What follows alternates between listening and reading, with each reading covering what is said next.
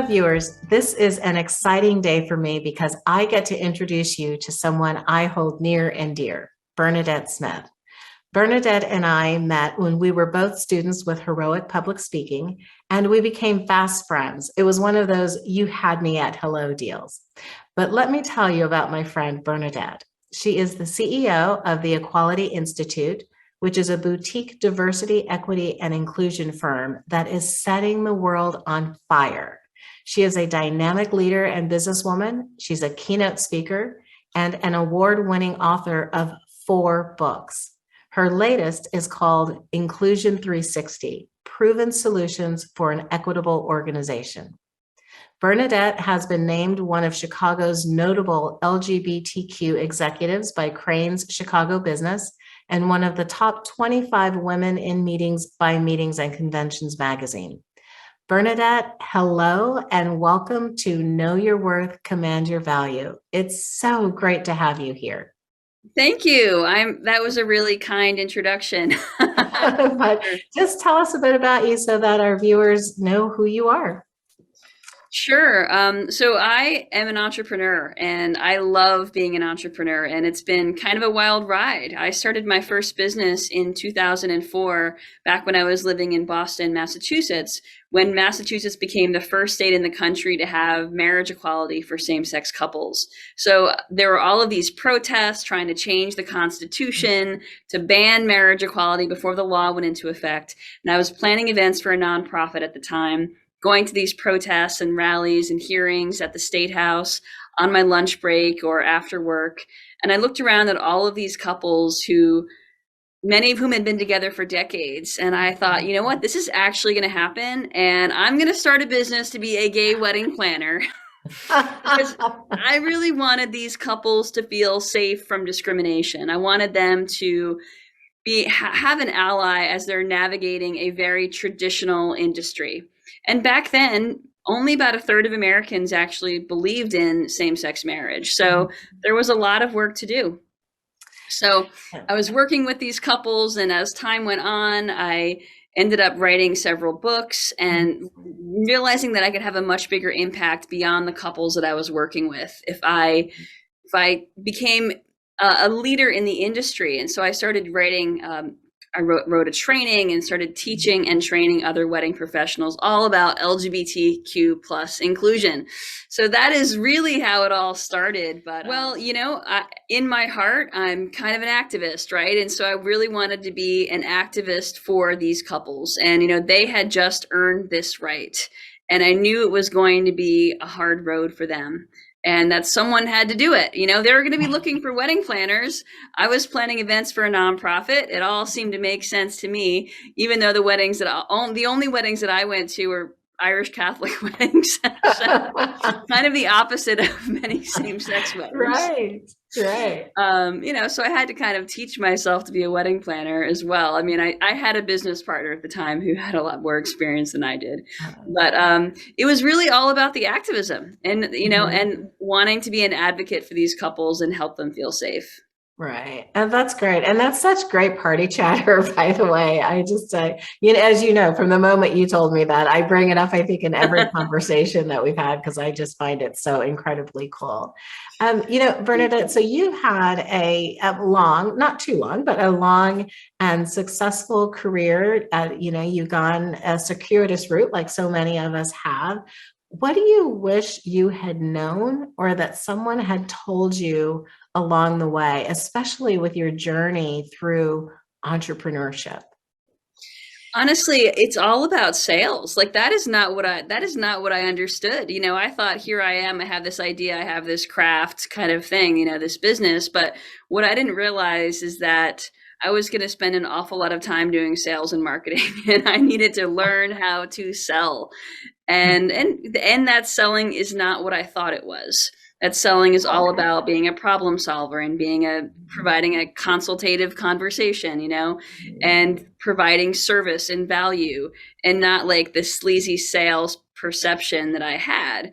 And so really learning that is something that I wish I had learned a lot sooner, because not only did I have to go through those mindset shifts in the wedding planning space, Mhm. but I also had to go through those mindset shifts as I continued to evolve my business away from weddings and into a corporate diversity, equity, and inclusion firm. Mhm. So it was really about Right. the mindset around sales that it was a huge, huge hump for me to overcome. So let's switch and talk about then the Equality Institute. How did that come about? What do you all do? Tell us more about that. Well, to continue the story, all of a sudden I fast forward a few years, marriage equality comes to New York State. I'm planning six-figure weddings in Manhattan, not feeling like an activist at all, and went through my own divorce, moved cities. So there's lots of personal stuff going on Mhm. and feeling like, okay, it's time to move on. Like I'm done with weddings and I need to evolve my career. So I started continuing to build the business of speaking and training. Still was a lot of it was around hospitality and travel.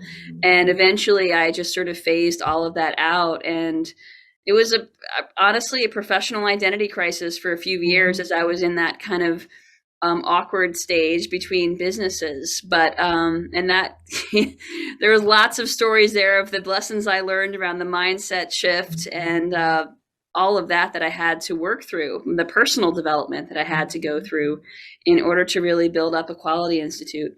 But now we have a bench of trainers, we have Right. consultants, I do lots of speaking and training myself, and we're growing and we're working with Fortune 500 companies and we're doing really impactful work.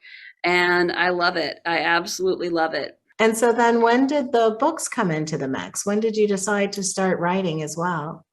So the first three books were all about same-sex weddings, about LGBTQ weddings. The Okay. first two were for couples, and the third was for people in the wedding industry. Oh, So okay. those were the past, all about my being a thought leader, so I could get on stage and really establish my expertise. And great.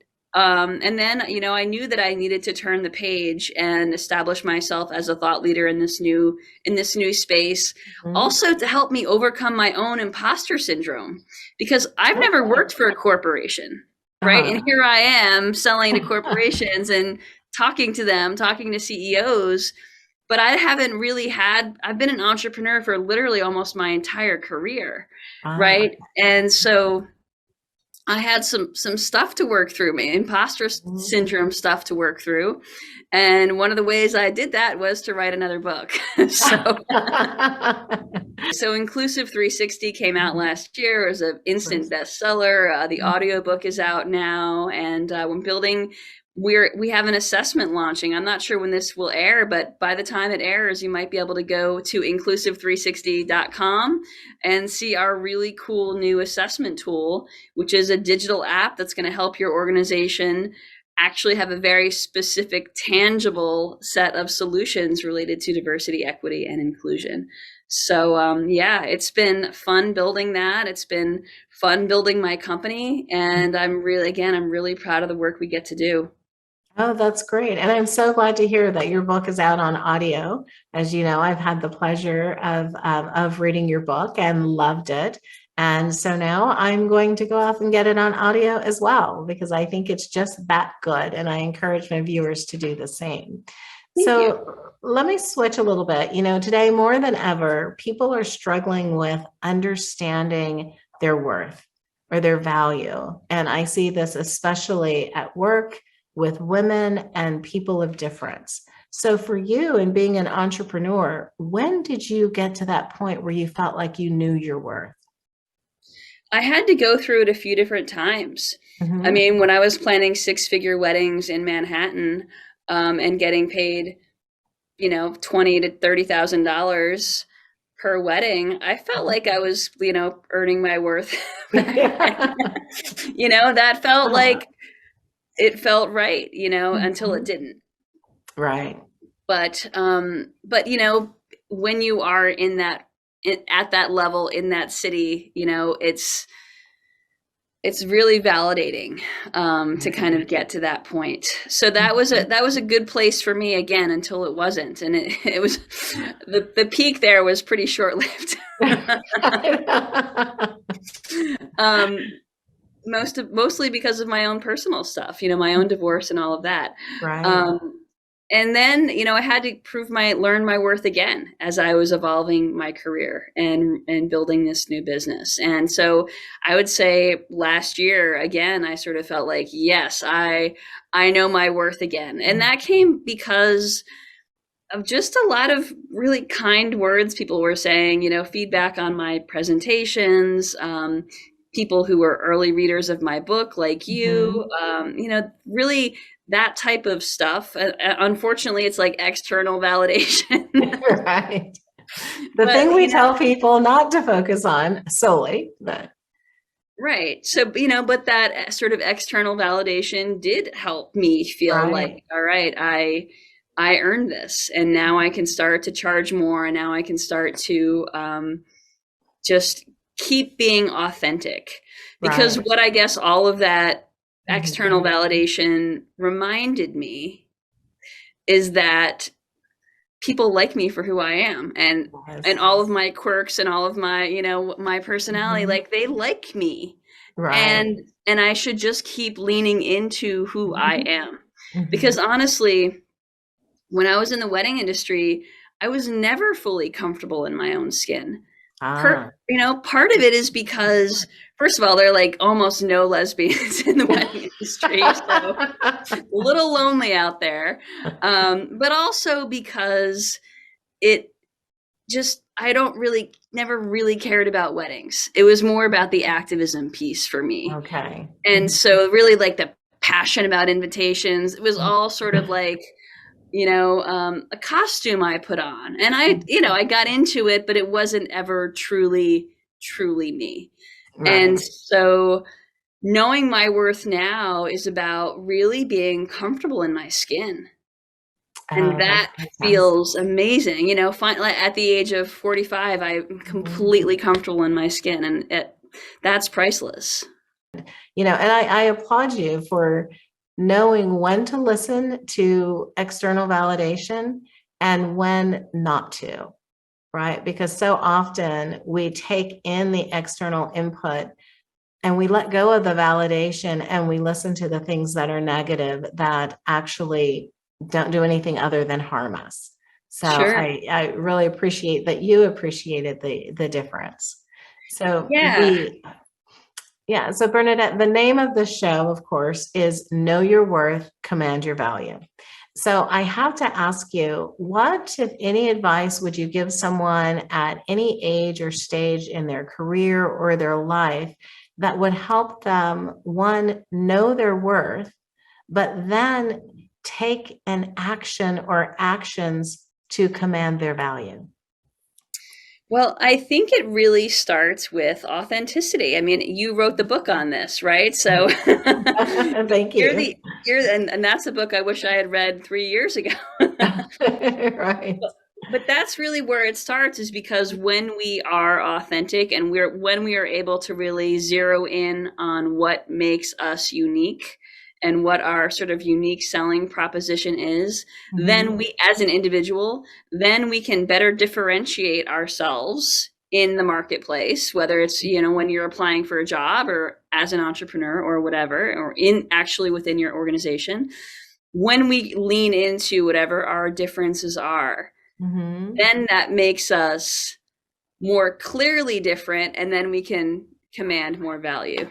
Right? Because if we're all commodities and we're all the same, then you're certainly not going to get any extra value out of it. Right? So it's really about embracing your differences, owning them, owning your voice. And, and you're the leader. You're the leader in that.